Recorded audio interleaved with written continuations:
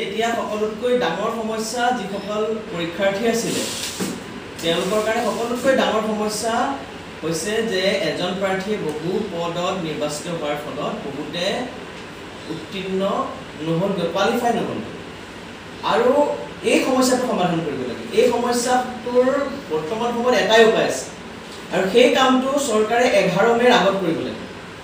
আমি কৈছো 11 মেৰ আগত এই কাৰণে কৰিব লাগে কাৰণ নহলে এই যিসকল যুৱক যুৱতী আছে তেওঁলোকৰ জীৱনলৈ অমানিশা নামি আহিব।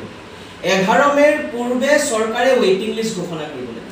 বিভিন্ন সময়ত কৈ আছে যে চৰকাৰে ৱেটিং লিষ্ট ঘোষণা কৰিব নোৱাৰে, বিভিন্ন ধৰণৰ অজুহাত বিভিন্নজনে কৈ আছে, কিন্তু তৃতীয় বৰ্গ আৰু চতুৰ্থ বৰ্গৰ কাৰণে যিখন ৰুলছ ফৰ্মুলেট কৰা হয়, গ্ৰেড 3 আৰু গ্ৰেড 4 ৰ কাৰণে যি ৰুলছ ফৰ্মুলেট কৰা হল, সেই ৰুলছৰ 12 নম্বৰ অনুচ্ছেদৰ 3 নম্বৰ দফাত খুব স্পষ্টকৈ এই কথা উল্লেখ কৰা আছে। কি কৰা আছে মই পঢ়ি দিছো।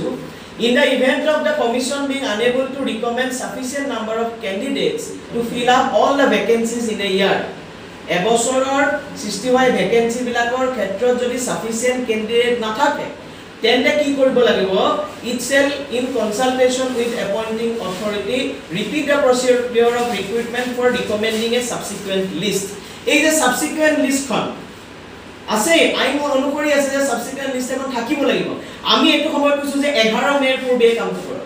এটা আপোনালোকে জানে যে তৃতীয় বৰ্গৰ যি বিভাগ বিতৰণৰ সময়ত কালি যি বিভাগ বিতৰণ কৰা হৈছিল তাত দেখা গৈছে যে তৃতীয় বৰ্গৰ এজন প্ৰাৰ্থীয়ে দুটা তিনটা বিভাগ তাতে দেখা পাইছে। আমি কৈছো তাতে খুব সহজভাৱে এটা অপচন কৰক, তেওঁ যাতে এটা বিভাগ সিলেক্ট কৰাৰ সুবিধাটো 11 মেৰ আগত কৰি দিয়ক। তেতিয়া এই লিষ্টখন কমপ্লিট হৈ যাব।